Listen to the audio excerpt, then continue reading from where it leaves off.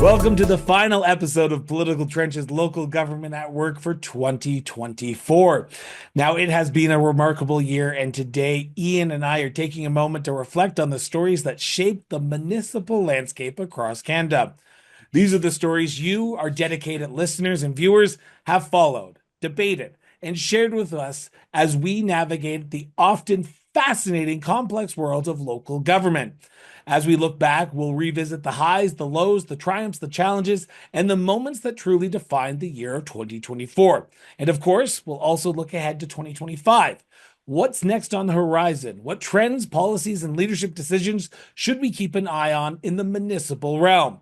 So stay tuned because we have plenty to unpack in today's episode. But first, let's set the tone of today's show by saying, Ian, it is the end of 2024, and it feels like we just started this cross-country tour literally last week, but we are 12 months in the final days of 2024. How are you feeling? Yeah, it's the end of the year is always a time of reflection. I think for a lot of people, me included, and looking back on where the political trenches has gone, the relationship we've had with you in cross-border interviews and all the other shows you do. By the way, 800 broadcasts or episodes for you. Congratulations. And so I really enjoyed it, having the opportunity to speak with some really interesting people across Canada and beyond, to talk about some really important topics in a timely way, to try and look at some of these wicked problems and address maybe how we can do a little bit about them. So I really enjoyed it, and I'm looking forward to next year as well. I am too. I'm looking forward to growing this because this was one of our most successful years on the political trenches.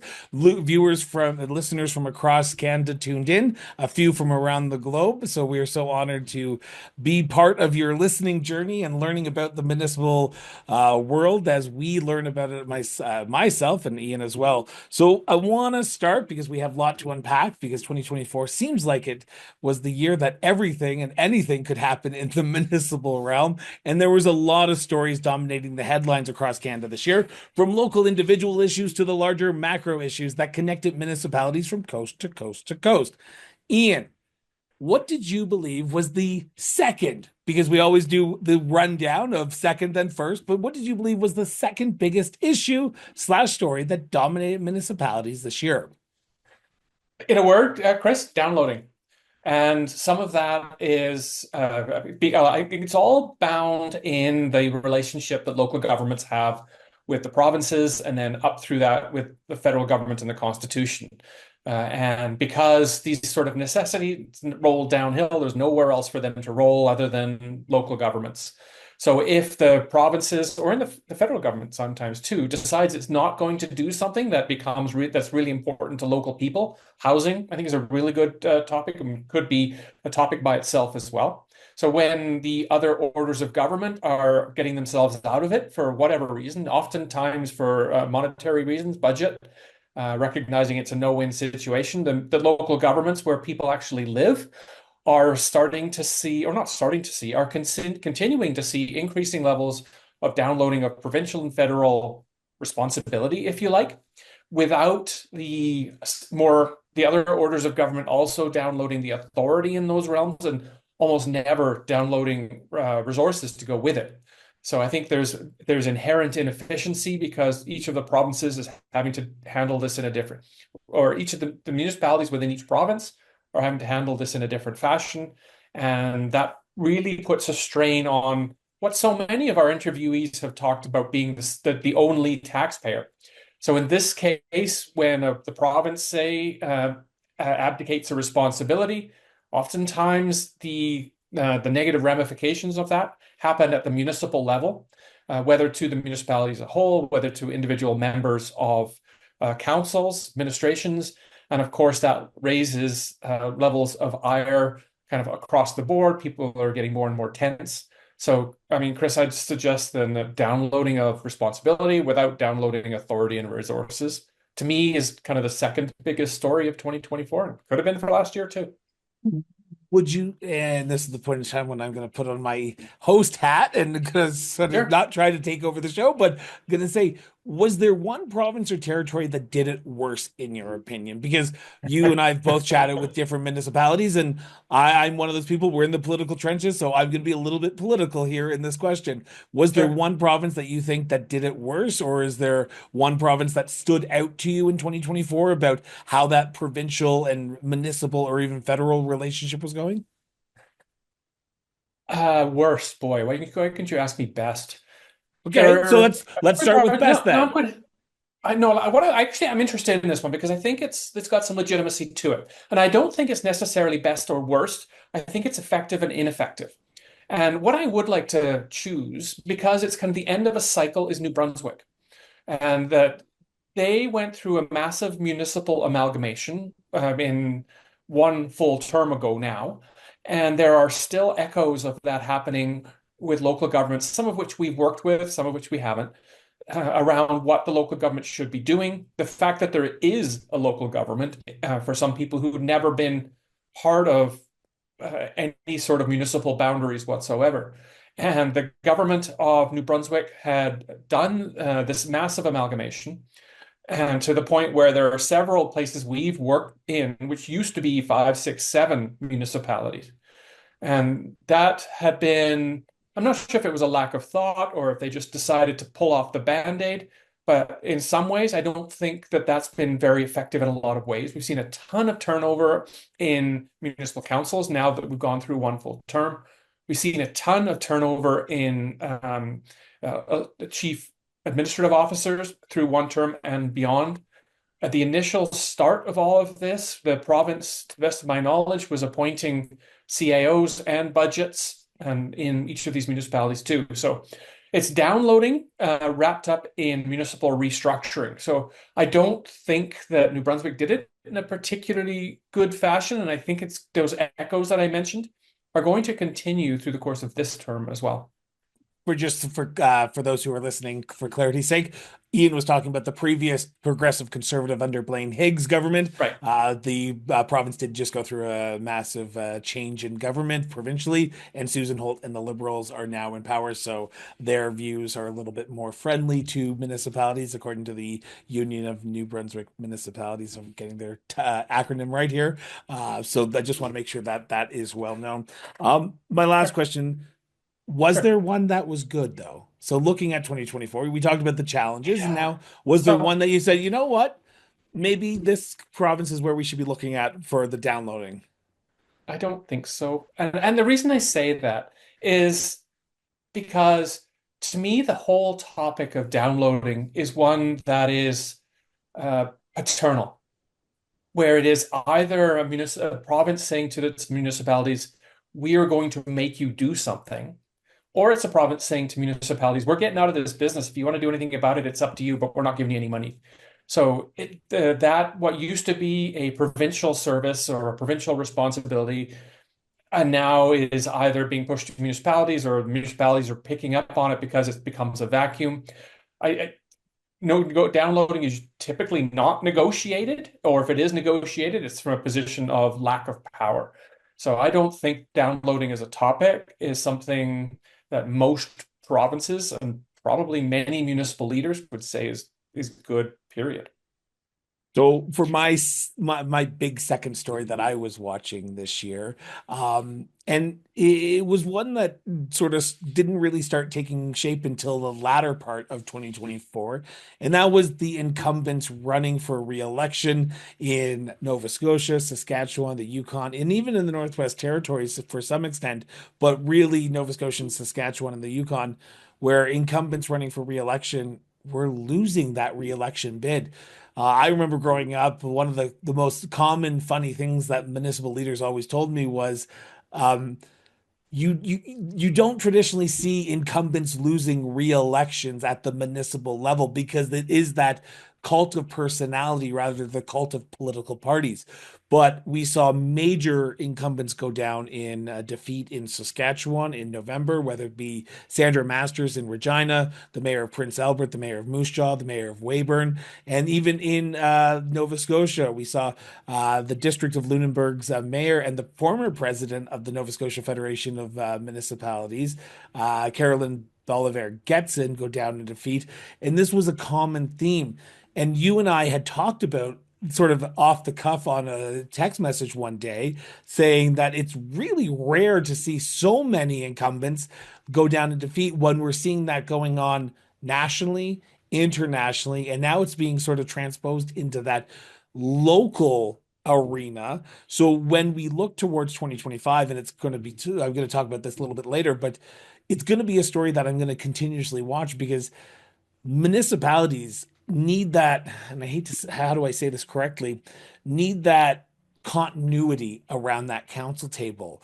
And when they don't get that, whether that be administration or even at the council table, you could see some major changes and a slow progress to ramp up because budgets have to be passed in October, November, December. And when you have a new council, that could affect your bottom dollar. So that was the second biggest story that I believe municipally that we should be paying attention to, not even just this year, but going forward as well. Can I ask you a couple of questions about that? Because I think you're right. I think it's a very interesting story as well. And there's often turnover during, well, there's always turnover during elections of all types and sorts, but some of it's not voluntary. And in these cases you're talking about, they weren't voluntary retirements. I wonder to get your take, because you have a look across the country, for those high profile people you mentioned in particular, do you think there's anything to do with them ignoring the local issues and people at the local in their communities saying you were too busy at the province or too busy working with across the country and you weren't doing your job that we hired you for? So I have heard that. So in some of the conversations I had this year, and that like just spanning across Canada, not just those in those three local governments, and maybe this could be a bigger story that we're sort of diving into here, but the role of the provincial organizations, whether they be Alberta municipalities, AMM, FCM, have been put under the microscope this year with Pierre Poilievre saying a lot of things that municipalities need to be sticking to their lane and they already have enough money. So when I Mhm. spoke to some municipal leaders, whether it be off the record or just in person on camera, there was that conversation of we do need to stick to our lane. And those ones who are sort of trying to get into that provincial realm or that federal realm, those were the ones that often might have seen a little bit harder challenge with re-elections. And I think more people are coming out and actually running for these higher positions because everyone believes their voice is the best voice. A lot of type A personalities who run, they if you're not type A personality running for mayor, then I'm pretty sure you're not running for council to begin with. So when we look at the role that municipalities were playing in 2024, talking about that downloading that you were just talking about, there was a blurring of that jurisdictional line where the municipalities were talking about those federal issues when residents didn't want them to talk about the federal issues. They wanted to talk about snow removal, cleaning, potholes, and sometimes we were talking about climate change, which is not a municipal issue last time I checked. Yeah, so I'd like to throw something else in too, and I think it's the trending unpopularity of some provincial and national municipal associations as well, where individual local governments are saying, what's the value to us as a local government of being part of our provincial association? Or provinces are saying, what's the value of us being part of FCM, example? So I think that tends to cascade a little bit, and you've seen that because you mentioned it to me too. So I want to be careful here because I believe that the FCM, Alberta municipalities, AMM, SUMA, SARM, all these organizations do play a critical role for municipalities because united together is always better than divided against one issue. So when you have that national voice, whether it be FCM advocating for local issues, it's a good thing. But the issues are what's the issue in Haines Junction, Yukon, and what's the issues in Amherstburg, Ontario, and what's the issues in Gander West Falls, Newfoundland and Labrador to Duncan, British Columbia. There are so many different, we talked about, I literally mentioned it in the top of the story. There's a lot of local individual issues that municipalities are dealing with right now. We do have those collective issues, whether it be infrastructure funding, but for me, I would not see a reason to leave a national or provincial wide or territorial wide organization, because when you go in by yourself, you do not have a leg to stand on, rather than when you have 50 municipalities go in and say, we have a common issue, so let's talk about it. Yes, everyone's going to have their local individual issues, but you need to have that national or provincial wide voice so that way those bigger macro issues do get heard. Because I I would hard press, and we're the political trenches. I asked you the political truth thing, so I'm going to say the political statement here. I would be hard pressed to say that Daniel Smith knows the local issues the municipality of Hardisty, Alberta is going through right now. I'd be hard pressed to say that Wab Kinew knows what's going on in Two Borders, Manitoba right now. But I can guarantee you they both know that their infrastructure challenges that they're facing, and that's it. So when you look at the provincial wide and federal ish organizations, there is a need for them. So that's where I'll leave that one. And that goes Good. I'm back going to to change the topic. go for it. I go back to the script then. So the next section, of course, is you and I had asked for our listeners to submit a series of information on a series of questions that we were asking, and I was quite pleased to see that. Thank you to those of you who submitted. So we would just kind of like to talk through those just a little bit. And I'm going to put this first one to Chris about if you kind of want to summarize maybe what we heard from what our listeners had submitted in response to the question about what they've been following over the last year. So yeah, so when we put this out 2 weeks ago, we you never know what you're going to expect to hear from. You're not expecting a lot because it's Christmas time, but we did hear from a few people from across Western Canada, and we are so happy that people did actually take time to submit, and they gave us a range of issues that they were facing. In 2024, municipal leaders who filled out the survey said public opinion, provincial downloading, as you said, Ian, was their top issue. Asset management, which is a big thing for a lot of municipalities, needing to replace infrastructure, which we saw in Calgary, and expand and denied all grants from provincial and territorial governments, seeing grants go to larger urban centers rather than those rural communities, and funding from provincial and federal governments. So again, downloading of responsibilities, but not downloading the money that goes with it. So there was a cross section of a lot of things that were going on, but it all came down to, for the biggest issue, comes down to funding for municipalities, because as we said, and you said at the in your statement, we hear loud and clear there's only one taxpayer and you can't get blood out of a stone as much as you try. So it comes down to funding. There were some one-offs, whether it be amalgamation and all that it entitles, and the pressures of service levels to support that. So again, it comes down to funding.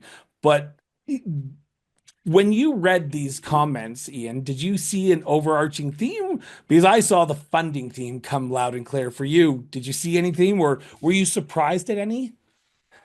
I wasn't really surprised at them. Some of them, you just mentioned it, some of them, all politics is local. So, for example, there was one person who came back to us and said the demise of victim services, which is, if not local, then provincial, but maybe not national, but still very important to what's going on. We heard people talk about codes of conduct, people behaving badly, whether it was members of the public, whether it was members of council, whether this was real or just allegations.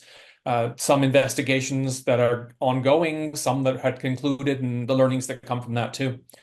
One that was, I thought, really poignant, though, somebody who wrote, just as I quote, "When the good ones resign." And we could do an entire episode on what's happening with resignations of sitting elected officials. They've had enough. They're not going to deal with it anymore. The job may not have been what they thought it was. The abuse is more than we thought it was. And so when the good ones resign is true. And if it's the good ones who are resigning, and I'm not going to paint this with just one big brush, who's left? At some point, you get the dogmatists, you get the populists, you get those with who are able to provide a lot of volume. Now, I say that, but I also acknowledge, and I'll say this a little bit later too, that the vast, vast majority of people who are serving in local government are people who are of goodwill, good nature, and community minded.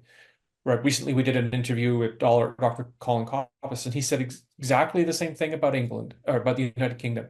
So I'd say that those are the sorts of things that people have said, along with government, how provincial governments are impacting municipalities. A lot of it is governance related rather than program or service delivery related. And that might just be due to the nature of the people who we are interacting with on our podcast here too. That if we ask frontline people what they thought, we may get different answers. But most of the people we who participate in this are in the realm of the governance of any of local governments. So those are the kind of things I saw. We want to turn to our second area where we asked our viewers and listeners to submit suggestions, and we were asking them a simple question. What were you reading this year? So, Ian, from the survey results, what were some of the things that our listeners and viewers were reading this year? It runs the gamut. The thing that won't surprise you, Chris, is that much of what people responded with was around governance, and mostly probably because those are the people who are watching or listening to what we're creating. So they were talking about things like the provincial government's impact on various municipalities. You could add federal government's impact on that as well. People were speaking specifically about BC election news, which I thought was an interesting one, just because it wasn't a municipal election. So presumably the person who provided this was talking about the provincial election and the impact on local governments too. Somebody was talking very local and talking about things like victim services and the demise of that. And if not local, then maybe provincial, but that may not be happening across the country.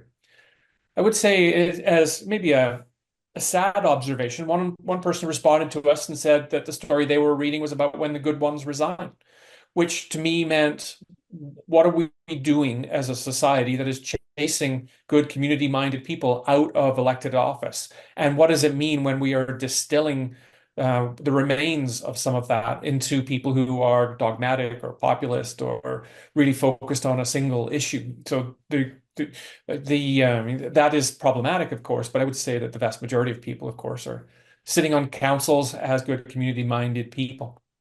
Something else that a few people mentioned was around behavior, and it's kind of related to the last one. Things like codes of conduct investigations or investigations into how municipalities are operating, some of which are active investigations, some of which have been going on for a few years, and some of which concluded last year as well. So what are some of the things we can learn from that? Decorum, I guess, is part of that too. So those were some of the things, Chris, that I think people were reading, well, people told us that they were reading about this year. I'm not shocked at this list that we got. I'm more shocked that when people filled it out, they were looking at the broader spectrum of the political world in the municipal governance, right? Yes, we talked about some local issues, but there was that common thread that most of the stories that municipal leaders were listening or reading about or watching were those stories that had that national, provincial wide impact, the good ones residing, the closely how the provincial governments are impacting municipalities. So they were looking at the broader context, and I find that fascinating for one reason only, and that is we often find ourselves local governments in that sort of echo chamber or that silo of we're doing it by ourselves. But when I saw these results come in and these stories that people were following, they were following a broader national, provincial wide storyline. And it gives me hope that maybe, even though we talked about it just recently, while we want to try to do things that are separately, we want to see what the best practices are. Because in the world of municipal governments, and you've probably heard this, municipal governments are great at one thing, stealing the best ideas from other municipal governments and using it as their own. And we see that people are seeing what other municipal governments are doing, and they don't want to do it themselves. So give props to municipal leaders who are following the national and provincial stories rather than just their local stories. So that's where I'm going to end that. Do you have any last comments before we turn to our last sort of area before we talk about our top story of 2024? Just a couple of insights based on that. And you talk about looking around and seeing what others are doing and best practices and wise practices. Often, if I'm working with a council and they're wondering how to do something, my comment to them is plagiarism saves time. So if you can find a bylaw or a policy in another municipality and adapt it to your own, that seems to be the way that the collaborative nature of local government works. The final thing on this is just a reiteration of my favorite quote of all time that came from Benjamin Franklin, who said, "We must all hang together, or most assuredly, we will all hang separately." And that's kind of my ongoing theme about how the best local governments work. So It would not be remiss for us if we did not just take a moment to highlight some of the remarkable figures who truly embodied what it meant to live and breathe municipal life in 2024. Now, Ian and I both would probably agree that this year, amidst the challenges and victories, these some of these people helped shape our communities, and our listeners pointed at some pretty great people, in my opinion. Whether that be Carol Saab, the CEO of FCM, Rebecca Bly, the president of FCM, Trish Mandeo, the president of the Union of British Columbia Municipalities, Sean Wood, Councillor Angela Albers, the mayor's wife from Lloydminster. One person wanted to nominate himself, saying that that's who he thought shaped municipal life, which is true. And I'm going to say that, and I'm going to just pause here for a second. The people who listen to this, we know we have a very unique group of people who listen to the show who are probably more municipally minded. For the elected officials, you do make an impact. So thank you so much for tuning in. We also would be remiss without saying Cam Blight, the former president of the Association of Manitoba Municipalities, Paul McLaughlin, the Reeve of Ponoka County, former president of the RMA, Scott Pierce, the past president of FCM, the current president, Cara Westerland, and from Spruce Grove, Mayor Ackers. Ian, the list that people submitted were fantastic. I would not disagree with any single one of them, except the one who nominated himself. And if he's listening right now, you know who I'm talking about. Ian, was there a municipal leader or administrator from your standpoint that stood out in 2024 that you say that's the person that embodied municipal life? It's hard for me to come up with one. Something I noticed about this list, however, Chris, was these are the people who are in front of the camera. They are most, if not all, they are elected officials. And without real strong administrators, whether it's CAOs, directors, managers of all types and sorts, frontline delivery people, I think the people who are in the spotlight would not be nearly as effective as they are. So I would just like to give a general recognition that there's a lot that goes on behind the scenes to make the people who we heard about look as good as they do. So a big shout out to municipal administrators, and while I'm at it, to the Canadian Canadian Association of Municipal Administrators, or CAMA, for doing a really good job as well. When I was trying to write up my list of the one person who I would say would embody municipalities in 2024, I couldn't. And I say that respectfully, and I say that with due diligence, because it's not one person I think that stood out for me, it's six. And there's going to be a common theme here, so stick with me, Ian, while I go through my list here. For Manitoba, Kathy Valentino and Dennis Volkov. From Saskatchewan, I wanted to just take a special moment to say Randy Golden and John Mark Nadeau. And then here in Alberta, I want to say Tyler Gandam and Dan Root. Now they are the six people who are leading the organizations: the Association of Manitoba Municipalities, the Saskatchewan Urban Municipalities Association, and Alberta Municipalities here in Alberta. Here in Alberta, 2024 was a raucous year to start off with Bill 18, 19, 20, and 21. In Saskatchewan, you had municipal elections, you had provincial elections, and you had governance changes at the SUMA level. And in Alberta, in Manitoba, you had President Cam Blight step down. You had Kathy Valentino become third vice president of FCM, now current president of AMM. Dennis Volkov and his team at AMM were able to guide that through. So for 2024, I could not narrow it down to one person. To those six people, and I know there's probably more that I could probably mention, but those six people truly defined what municipalities were going through in 2024. And they have big shoulders to continue growing in 2025. So, from the bottom of my heart, I just want to say those six people probably defined what municipalities are in 2024. I would not disagree with any of those people. No, I think that, and we were talking earlier too about some of the problematic stories of the year. This is the opposite of that. Yeah. These people are broadly reflective of the vast majority of people who are involved in local government, whether it's politically or whether it's from an administrative management capacity. So, yeah, I certainly agree with you, Chris. So before we turn to our big 2025 and what we'll be watching, we got to talk about the big story of 2024.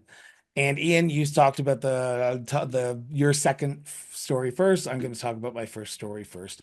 And I would be remiss, and I'm pretty sure every municipal leader is probably talking about this more now than ever, and that is aging infrastructure.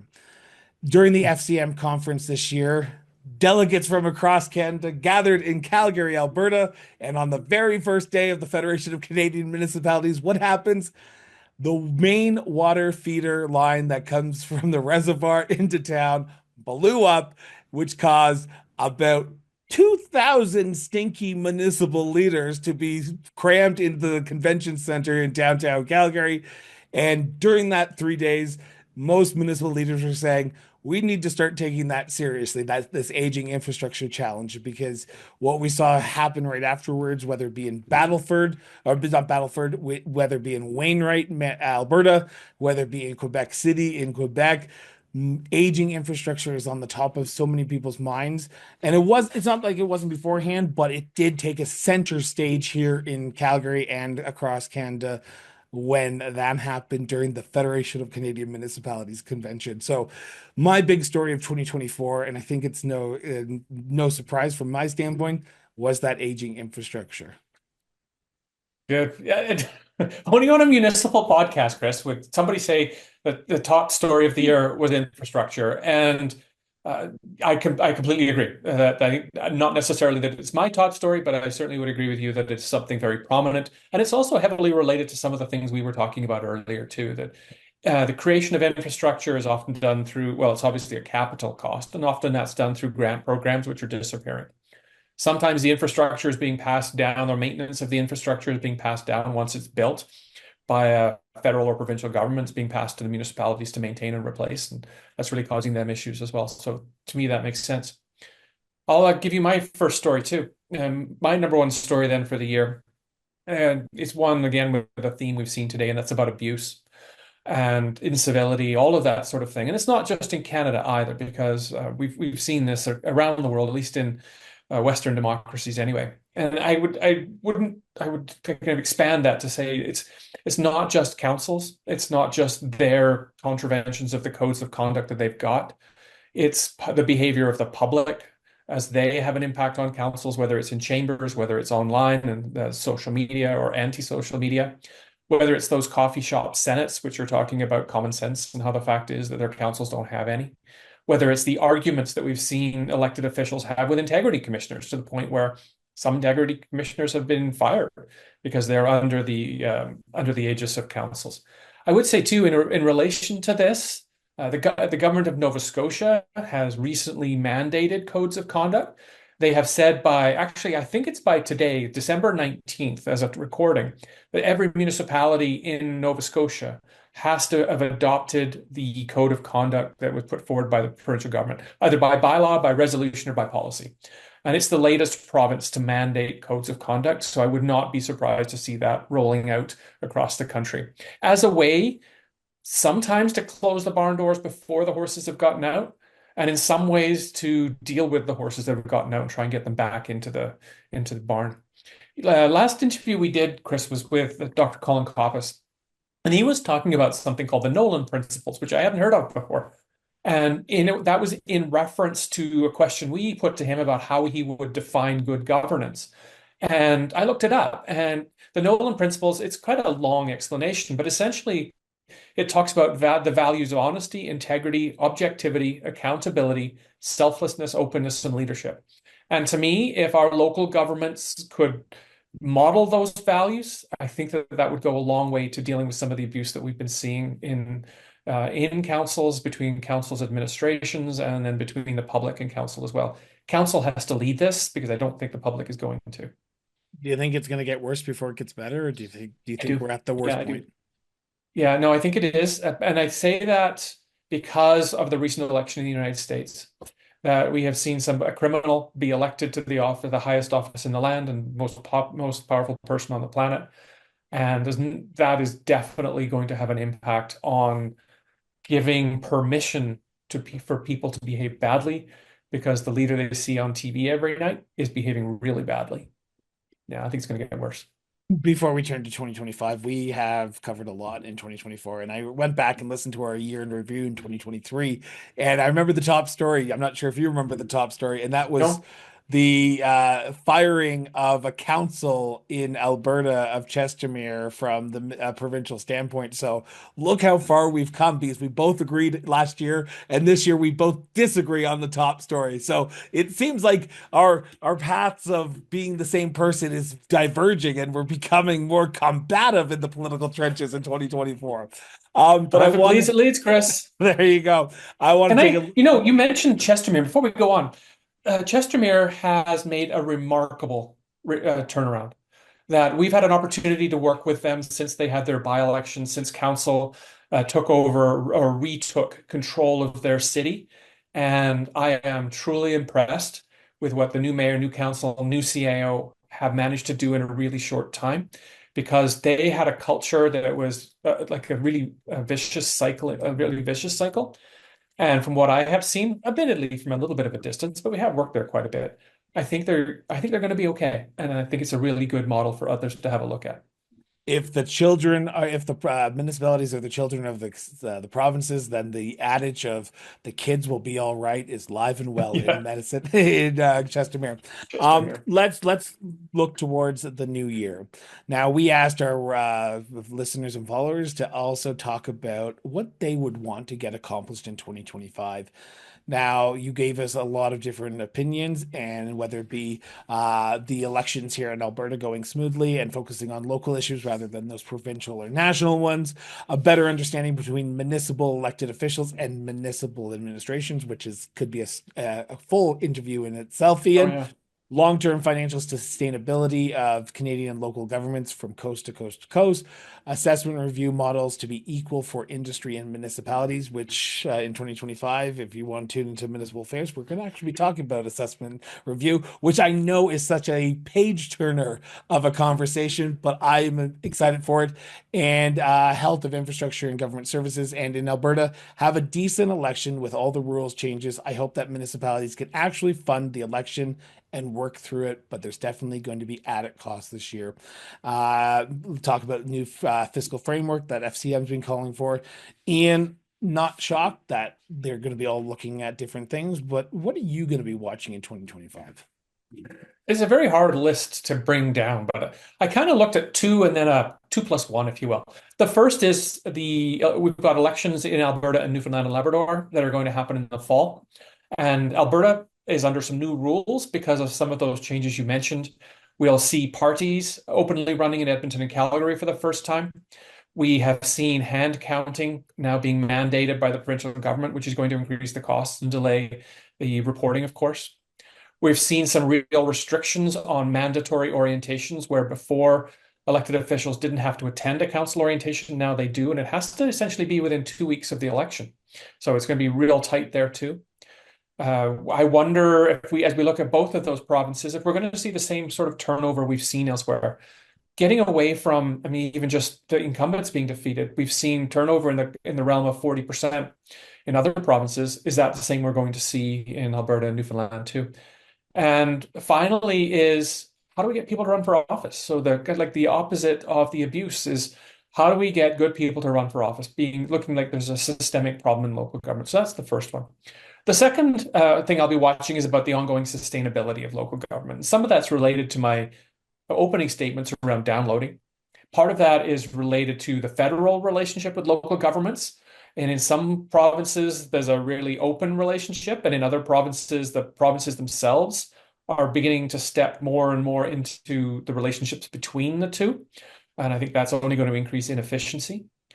We see regular confusion over which organization of government, which order of government does what. And that is going to continue. Some municipalities have been doing a really good job of providing citizens with information about that. I would like to give a specific shout out to the city of Prince George for doing something really good in that way. And finally, I'm hoping that councillors, some of those who put dogmatism over collaboration, kind of put a bit of a rethink onto it and recognize, particularly in local governments that don't use parties, that as a councillor, I need to find some friends in order for me to get anything done. So dogmatism hopefully doesn't rule. So those are the two stories, the elections and sustainability. I'd like to close just on a note of optimism, though, and there's a bit of a thread I tried to run throughout the session today, and that is just note that the vast majority of people who are involved in local government, whether they're again elected or appointed, are hardworking community people. Nobody is getting rich off local government. Nobody's, if we bring up the topic of salaries and gold-plated pension plans at local government, just gets a laugh from everybody because we all realize how ridiculous it is. And we hear about the problems, but to me, there are lots of successes too. So, Chris, those are the things I'm watching for. What about you? What are you going to be looking for in 2025? There's a few things that I'm going to be watching, and yes, I'll be watching the municipal election, but I'm going to be watching a few other elections as well, particularly at the federal level. We Hmm. recently saw with Pierre Poilievre in a news conference say municipalities don't let them bullshit you. They have an abundance of money and they're just wasting it. How his relationship is going to evolve with municipalities in 2025 as we head to a federal election, which by pollings, which you should never trust polls, but polls are polls. It looks like he would be the new prime minister if there was an election tomorrow. In Ontario, there's expected to be a provincial election call, a snap provincial election call, which, when talking to Ontario municipal leaders, they are cautiously optimistic that they can get their voices heard, but they're cautiously pessimistic that the issues aren't going to be heard because they're going to be running on one thing and one thing only, and that's Justin Trudeau. You talk about what's going on in Alberta in actually, I should also mention that the Yukon Territories is heading to a territorial election next year as well. Even Newfoundland and Labrador is heading to a provincial election. So these provincial elections, while they are provincial, they do have drastic impacts on municipalities. So I'll be watching those. And the other thing that I'll be watching, and this is sort of more inside baseball, is how do I say this correctly? I'm going to be watching where people are coming from because we love doing this show, and this is I was going to do this at the wrap, but I'll do it right now. Well, I love doing this show with Ian. I love talking about the issues that you guys love hearing about every single week or every 2 weeks. We realize our schedules in the fall got extremely busy because we were all over the place, both Ian and myself, so we weren't able to do it. So going forward, I'll be watching to be a little bit more consistent with for you guys because we see you guys wanting this content coming out. And I am hopeful that I will be able to help deliver that, and Ian will help to deliver that. So we are spoiling the beans a little bit. We are back in 2025. This is not our final episode ever. We are back in 2025. But those are the two things that I'll be watching for. I'll be watching our show continue to grow and how the provincial federal elections impact municipalities. Because if you don't think everything's local, if you think everything's local, I'd like to sell you some oceanfront property here in Calgary because provincial and federals do have a lot of sway on what's going on locally as well. So those are the Yeah, two. it's good. Those are And the. Go ahead. okay, you were talking about the podcast too, and I wanted to make a quick note about a real note of thanks to the people who've been watching and listening. That you told me a couple of weeks ago that we've recently passed 100,000 streams on this podcast, and that's pretty cool to me. So thank you to all of you who watched, listened on all the channels that we've used. That's it's because of you we're still here. It certainly is. And with that, we're already saying our thank yous, but I want to say it one more time. We will be back. We want to wish everyone a Merry Christmas, Happy New Year, Happy Hanukkah if you celebrate it. It is a time to come together with everything that we are seeing across Canada with the division, the partisanship going on. Local governments are the bastion of hope in that partisan world. So hopefully municipalities will continue to thrive in 2025. And I want to thank you personally, Ian. You and I, this friendship that started by you reaching out and saying, "Can I come and talk about my book on your show?"